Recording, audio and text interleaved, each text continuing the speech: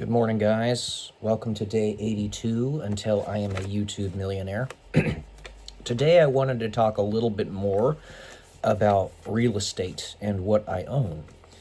So I own a grand total of 20 units of real estate, various different types of properties. I got single family homes, 4-unit apartment complexes, duplexes, stuff like that, out in Ohio.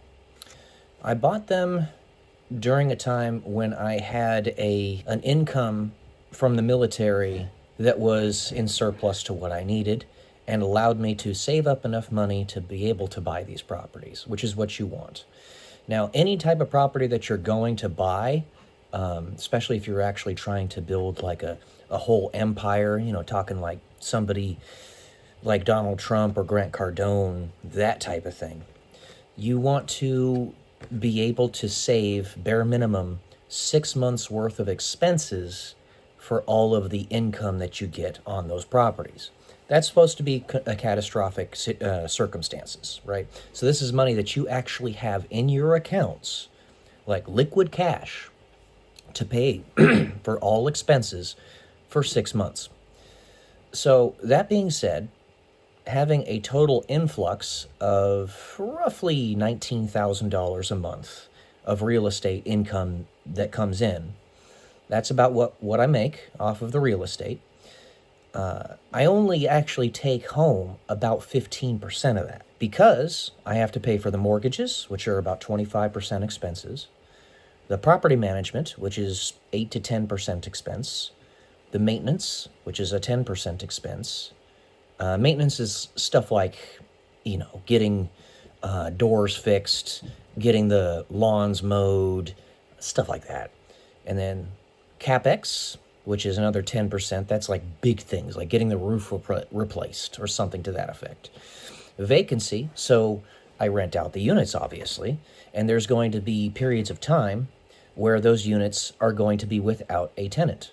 This is a risk. It's part of the financial investment risk that you take with real estate investing. Any type of investing, any type of a commercial venture that you do is going to have an inherent risk, and you have to mitigate for that. And then taxes and insurance come to, depending on where you live, anywhere between 1 to 5% of all of that.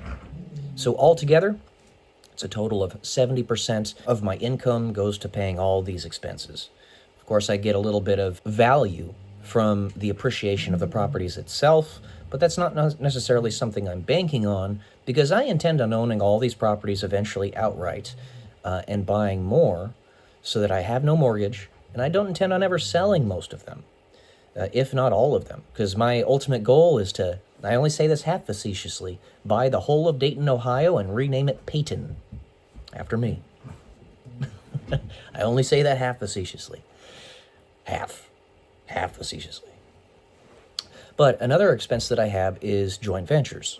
So a lot of these properties I bought with some capital from other investors, like my parents, my brother, my close friends, stuff like that. And they get a dividend every month based upon the amount of money that they invested with me. So yeah, that ends up being about $3,000 a month that I put towards that. So my end income from all the real estate, which I own 20 units of it out in Dayton, Ohio. Mind you, it's cheap out there, but it's 20 units, is $2,670 approximately.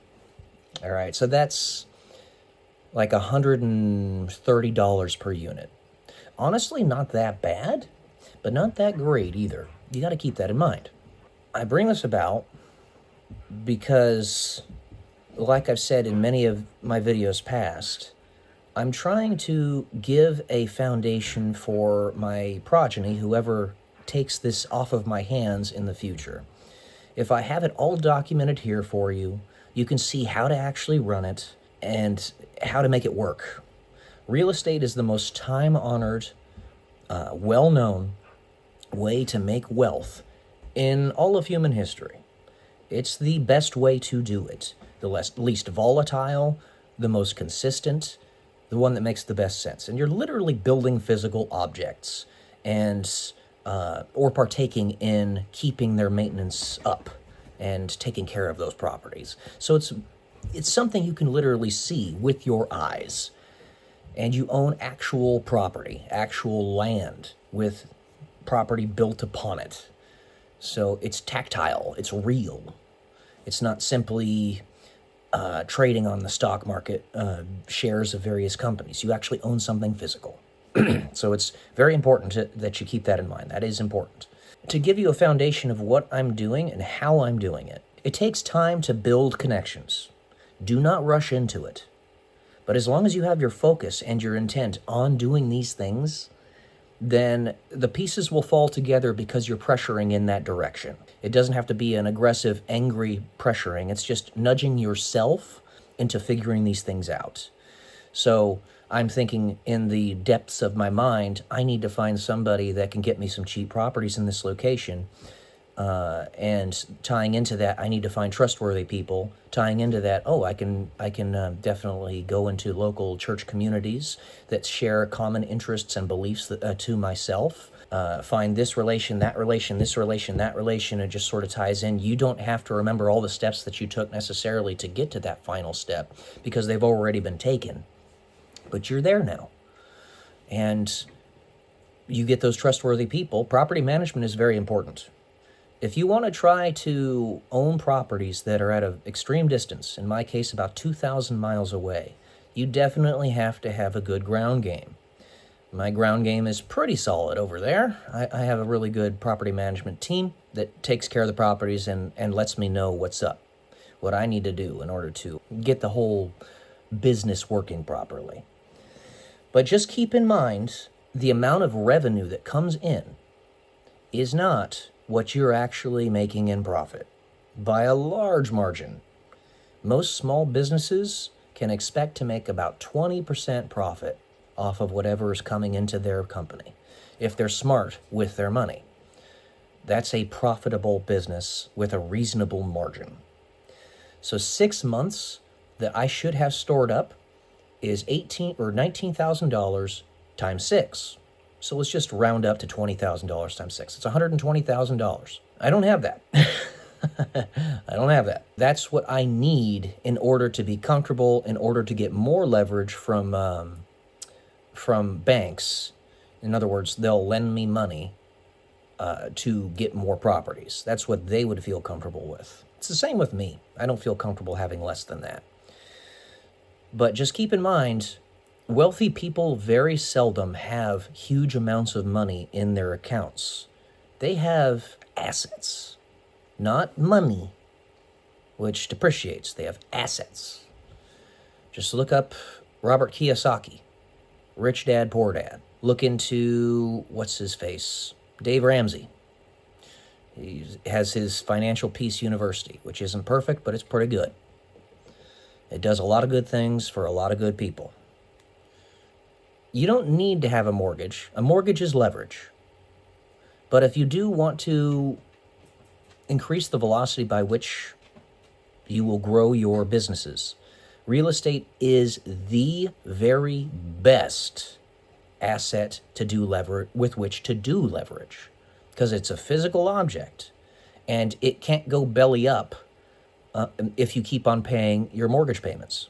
So long as you keep paying your mortgage payments, that leverage is not going to bankrupt you. Now, if you're trying to do leverage on a stock exchange or any type of exchange, like say Bybit, which is a Bitcoin exchange, and they also do other cryptocurrencies, but let's just say Bitcoin for this instance, and you say do 5x leverage or something, if you go 20% below the purchasing price that you purchased that Bitcoin at on the exchange, you lose your entire account or the entire trade, and you don't get it back. With real estate, it doesn't operate that way. With real estate, you could have a 5x leverage and the price of your property goes down more than 20%, but as long as you keep making that mortgage payment, you're okay. The market will rebound anyway. It has to, because the population of the planet's constantly increasing, businesses are constantly building, the world is constantly moving forward. So it will get better. Now, obviously, with the amount of money I had, you can't buy 20 units everywhere. In fact, there are very few places in the world that you could buy 20 units of property. Well, let's say the United States, very few places. Because you could go to like a country in sub-Saharan Africa or something where it's very unstable and there's very insecure governments, so it's going to be really cheap. Or hell, even in Japan, you can find really cheap properties. You can. I actually have talked to my friends about that before. My friend Janae wants to start up an Airbnb shipping container Airbnb business out there. And she was looking at the numbers. It wouldn't be very expensive to do that. And who knows, maybe I will do that at some point in the future. I desire to expand a lot. And these last few years have been a challenge. All the stuff that you've seen me talk about in my other videos up to this point, that's what's made it so I've basically frozen in place with my real estate stuff. I haven't been able to move forward because the expenses have just kept on piling up. And in an improbabilistic manner. They just keep on piling up exorbitantly, way more than they should. I even talked to my therapist about this several times, telling her that the normal distribution probabilities of these black swan events is so low that the fact that we've had one after another happen, and I still am staying afloat, one, means that I kind of know what I'm doing with business, and two, means that I've weathered the storm. It has to stop at some point. And that's something that you guys should keep in mind. Whoever watches these videos in the future, my progeny or people who just randomly encounter it, be able to survive those 6 Sigma events, the Black Swan events. That's why you need that 6 months of saving in your account. Because if all hell breaks loose like it has the past many, many years, you got to be able to weather it. Even ironclad companies like BlockFi was thought to have an ironclad business model.